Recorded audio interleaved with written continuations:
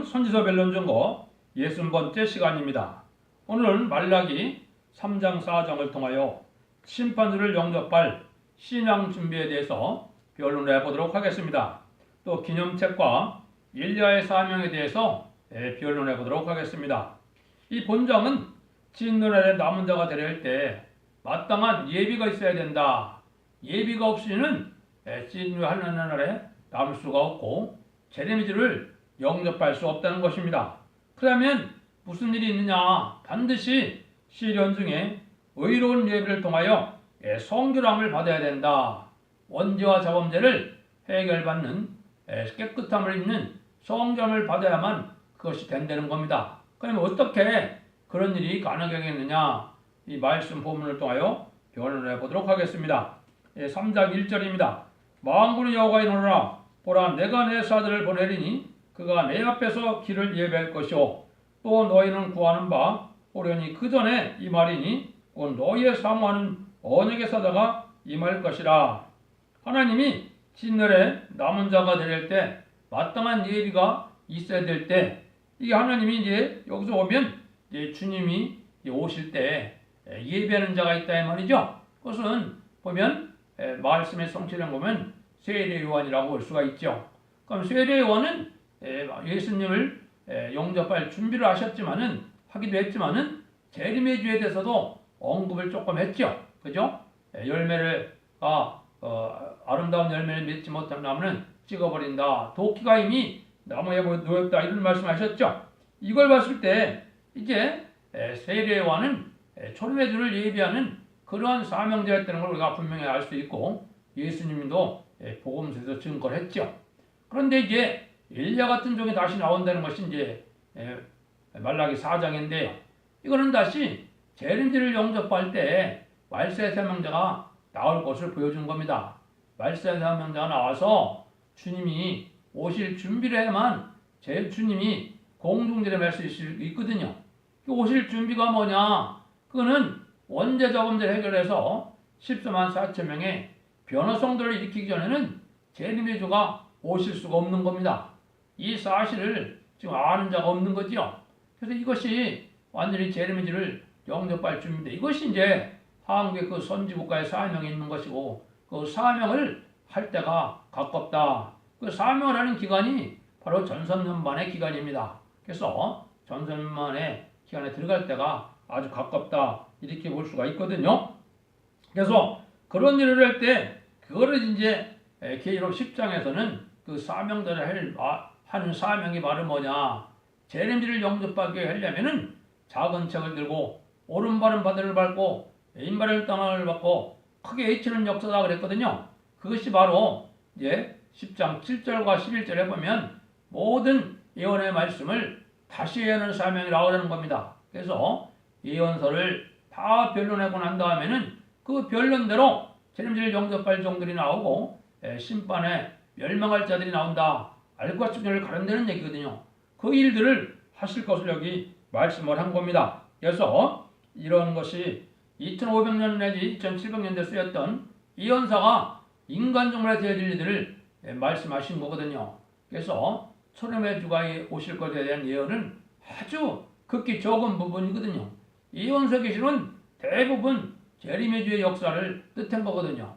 그 일들이 이제 하늘 앞에 이루어질 때가 됐다 이렇게 볼 수 있는 거죠. 근데 2절에 보시죠. 그 이만한 날을 누가 능히 당하며 그에 나타나는 때가 누가 능히 서려 그는 금을 연다는 자와 불과 표백한 자의 제목과 같을 것이라. 주의 임하는 날은 바로 이때는 용서하는 날이 아니고 진노의 날이라는 겁니다. 심판하는 날이라는 겁니다. 이때는 인간의 피조물이 된 인간이 아무도 설 수가 없다는 거죠. 하나님이 예비되고 준비되고 하나님의 특별한 보호와 하나님의 특별한 사랑이 없는 자들에게는 임하지 않는 자에게는 남을 수가 없는 것을 이렇게 알려주는 겁니다. 그래서 이런 일들을 준비하는 것이 바로 뭐냐? 모든 죄악을 청산하고 원죄자범죄를 해결시켜주는 방법이다 이 말입니다. 그 일들을 하느님이 인간 종말에 하시겠다는 거죠. 기독교라는 것은 성신이 임해서 신령하고 거룩하고 죄를 없애는 것이 아니면 참된 기독교라고 볼 수가 없는 겁니다. 성령의 역사가 없는데 진리 역사가 없는데 아무리 거룩한 척 하더라도 하느님과는 상관이 없는 겁니다. 죄의 문제가 해결되지 않고는 하나님 앞에 나갈 수도 없는 거고 주님을 바로 영접했다고 볼 수도 없는 겁니다. 그래서 이거 지금까지는 영원권 시대이기 때문에 자범죄만 해결받으면 영혼권을 받았지만은 재림의 날에는 진노의 날에는 영권의 권을 받기 때문에 원죄 자범죄가 해결돼야 되는 것을 우리가 알 수 있는 겁니다. 그래서 그런데 여기 보면 아주 빨래 빨듯이 빨고 또 이제는 어떻게 금은과 같이 아주 연단해야 된다 이 말이죠. 이게 쉽게 되는 것이 아닙니다. 변화성도의 영광이 엄청나게 크지만은 변화성도만큼 되게 어려운 일도 사실 없는 겁니다. 엄청나게 은혜 쓰게 되는 거지만은 인간적으로도 이게 쉽게 되는 것이 아니거든요. 그걸 이제 여기 말씀을 하시는 거죠. 그래서 에베소 2장 1절에도 너의 허물과 죄를 구원해준다 이런 말씀했는데 이게 이제 스가랴 3장에도 보면 죄악을 소멸시켜주는 날이 온다 그랬죠. 또 이사야 4장 4절에서는 이제 소멸하는 영과 심판하는 영으로 피까지 정결케 된다.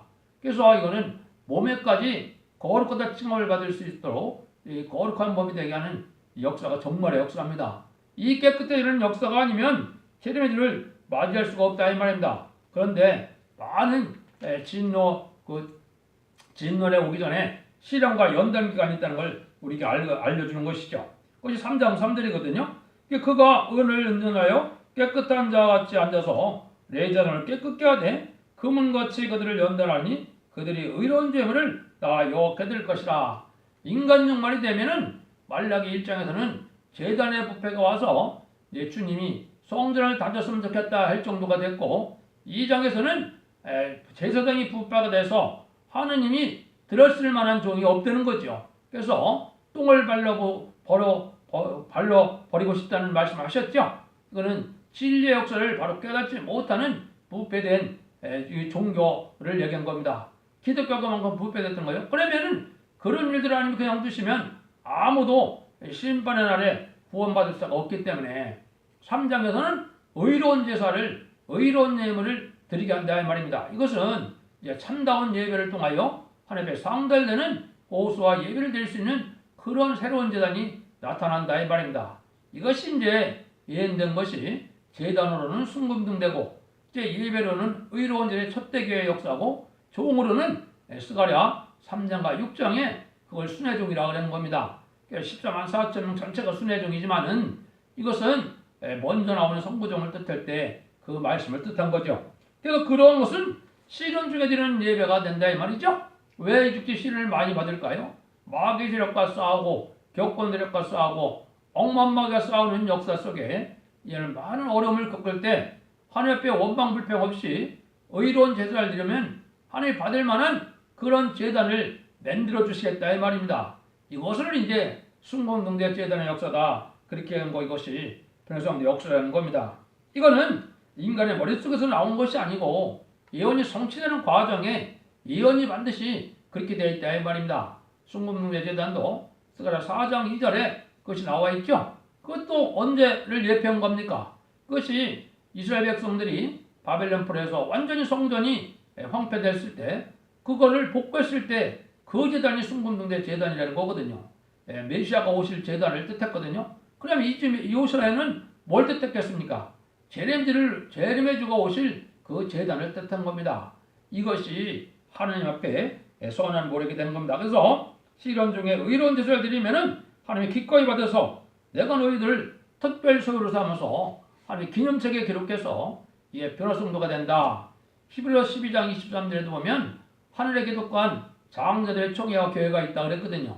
이게 마지막 변화성도 14만 4천 명의 명단이 하늘에 기록될 것을 얘기한 거고 3장 16절에서는 이제 기념책에 기록된다 이렇게 표현을 한 겁니다. 그러면 4절 6절입니다. 그때 유다와 예루살렘의 허물과 허물이 옛날과 고대와 같이 나 여호와께 기쁨이 되려니와 내가 심판하러 너에게 임할 것이라. 술사는 자와 간음한 자에게와 거짓 맹세하는 자에게와 품꾼에 싸게 되어 억울케 하며 과부와 고아를 압제하며 나그네를 억울케 하며 나를 경외치 않은 자들에게는 속히 증거하리라. 만군의 여호와가 말하였노라. 나 여호와는 변혁지 아니하나니 그러므로 야곱의 자손들이 너희가 소멸되지 아니하느니라.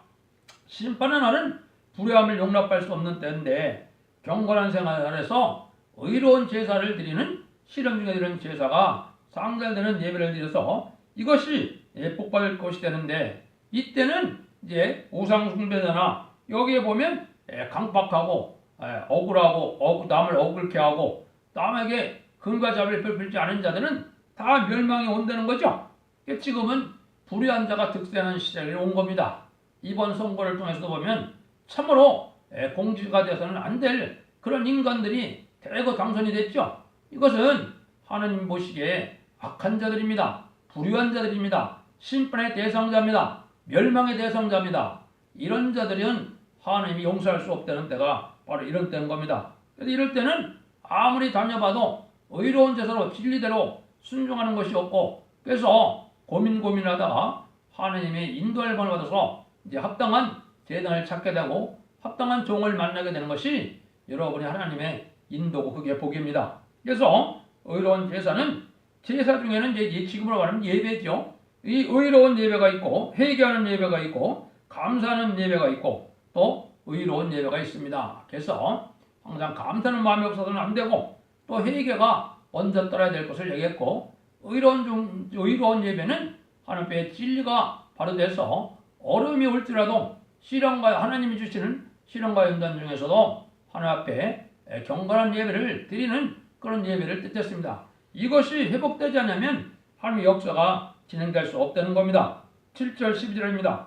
그럼 우리 보고 뭘 어떻게 하는 겁니까? 망울의 여호가 이르노라 너의 열주의 날로부터 너희가 나의 규례를 떠나 지키지 아니하였도다. 그런즉 내게로 돌아오라. 그러면 나도 너에게로 돌아가리라 하였더니 너희가 이르기를 우리가 어떻게 하여 돌아가리까 하도다. 사람이 어찌 하나님의 것을 도둑질하겠느냐. 그러나 너희는 나의 것을 도둑질하고도 말하기를 우리가 어떻게 주의 것을 도둑질하였나다 하도다. 이는 곧 11조와 한물이라. 너희는 곧 온 나라가 나의 것을 도둑질하였으므로 너희가 저주를 받았느니라. 만군의 여호와가 이르노라 너희가 온전한 11조를 창구해드려 나의 집에 양식 있게 하고 그것을 나를 시험하여 내가 하늘문을 열고 너에게 복을 쌀 것이 엎드려 붙지 않으라 보라. 보라 만군의 여호와가 이르노라 내가 너희로 하여 황청을 금하여 너희 토지의 소산을 멸하지 않게 하며 너희 밭에 포도나무의 과실을 기한 전에 떨어지지 않게 하리니 너희 땅이 아름다워지므로 열방이 너희를 복다하리라. 만군의 여호와의 말이니라. 하나님의 경외하는 생활을 한다면은 당연히 11조와 감사헌금을 해야 된다 이 말입니다. 근데 이걸 잘하니까 하나님의 도둑질이라고 그러죠. 이 11조의 문제에 대해서 이게 바로 알지 못하므로 참 이것이 요새 여러 가지 논란이 되고 있는데요. 11조라는 것은 하나님이 완전한 성도의 나라를 이루는데 쓰게 하시고 또 성도의 나라를 이룰 때 그거를 하나님의 일을 부은께서 그 복을 준다는 겁니다. 세세의 축복, 영원권의 축복이 아니고 지상평화왕국의 성도의 나라의 축복을 주기 위한 그런 계명이라 이 말입니다. 이걸 반드시 온전한 11조를 해야만 되는데 이걸 하지 말라는 사람들도 많고 해서는 안 된다는 사람들까지 나오거든요. 이거 다 마귀의 미혹이거든요.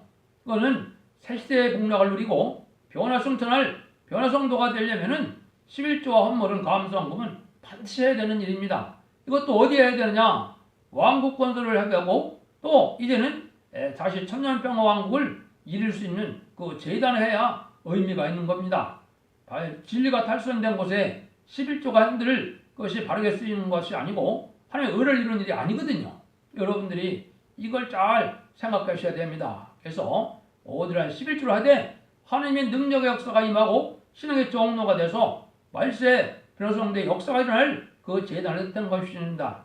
이거를 각종 이유를 대서 이거를 하지 않는 것은 하나님의 계명을 지키지 않는 겁니다. 하나님 앞에 경외롭고 의로운 그런 제사를 드리는 것이 아닙니다. 여러분들 이걸 잘 분별해서 해야 됩니다. 그러면 여기 보면 포도나무의 가시로 그냥 떨어지지 않게 한다 이런 말씀이다. 뭡니까? 새시대의 풍문학을 준다는 거거든요.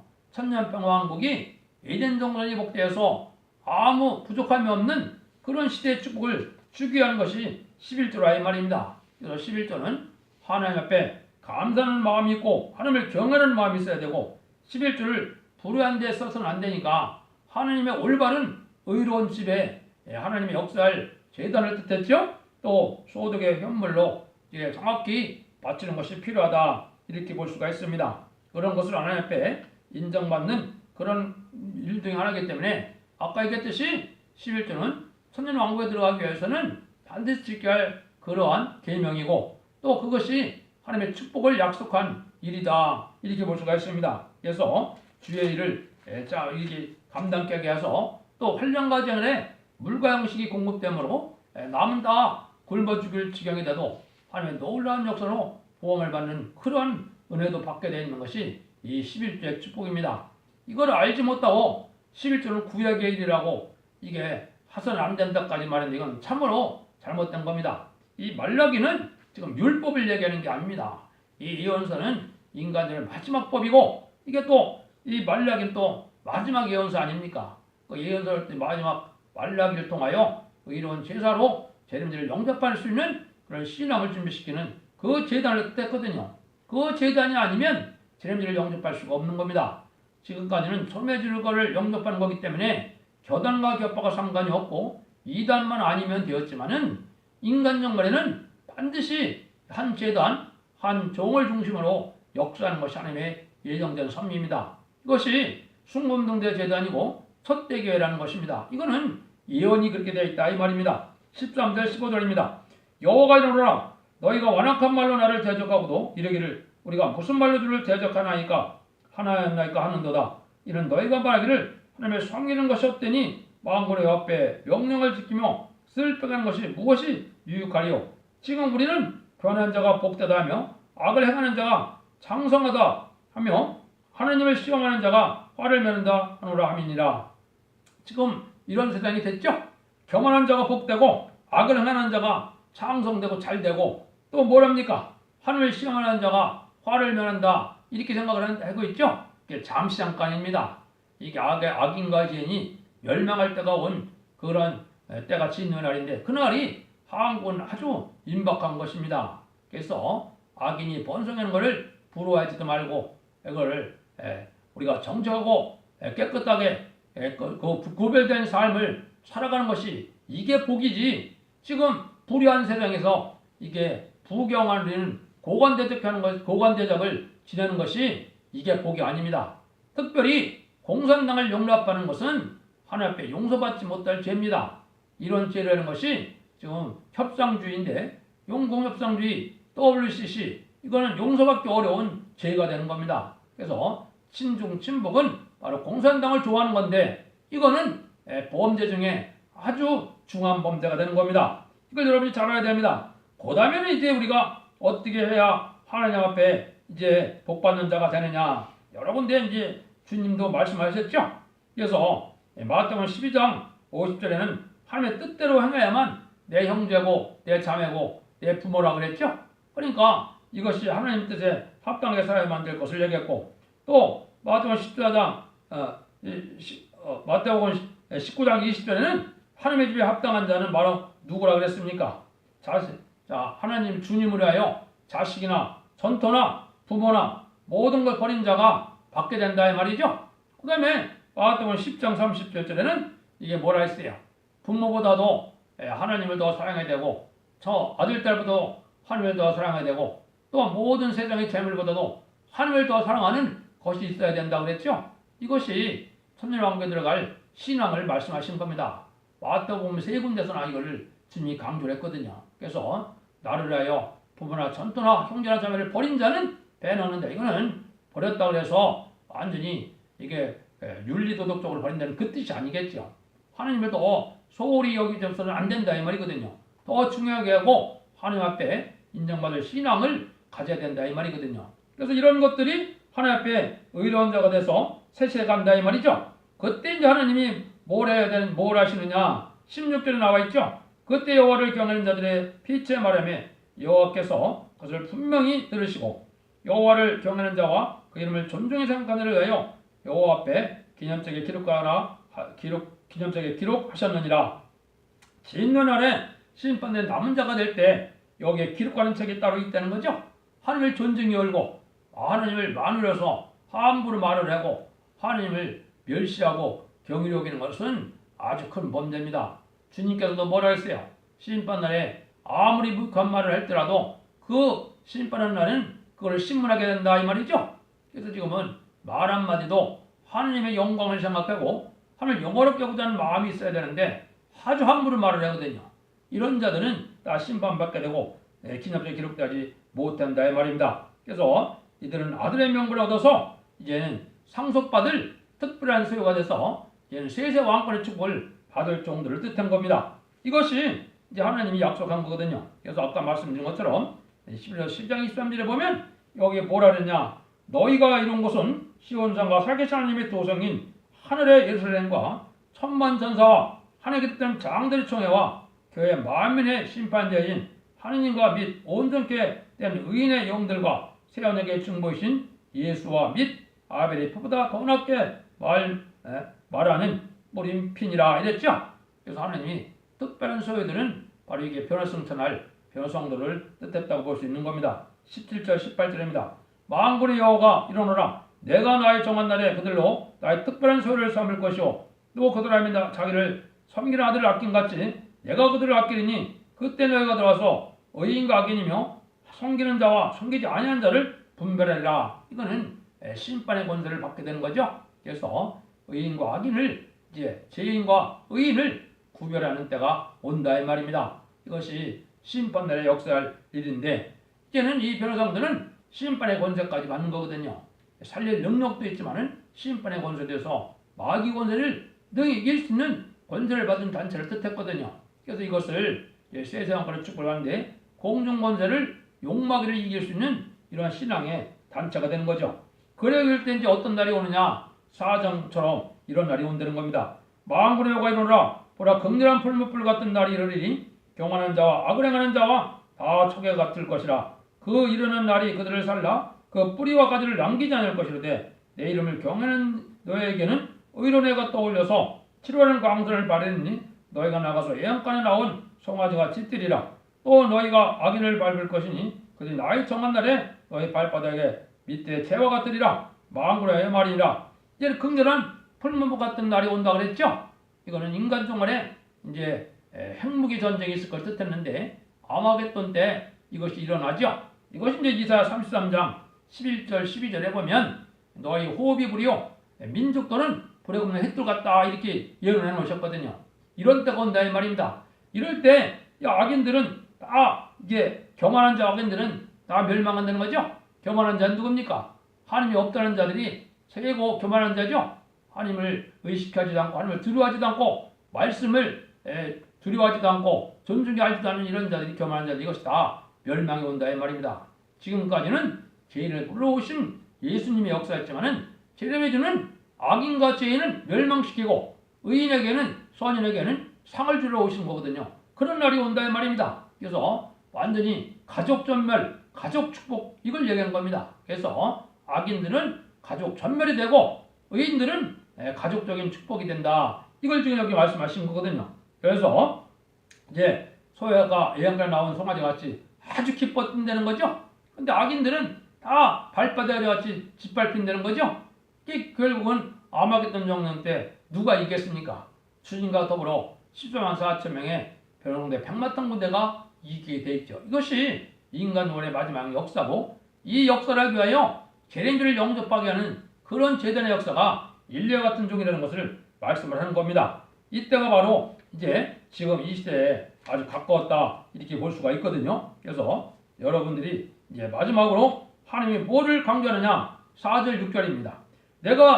너희는 내가 호렙에서 온 이스라엘을 위하여 내 종 모세에게 명한 법 곧 율례 법들을 기억하라. 보라 여호와의 크고 들어온 날이 이르기 전에 내가 선지 엘리야를 너에게 보내리니 그 아비의 마음을 자녀에게로 돌이키게 하고 자녀들의 마음을 그들의 아비에게로 돌이키게 하리라. 돌이키지 아니하면 들었건대 내가 와서 저주를 그 땅을 칠까 하노라 하시니라.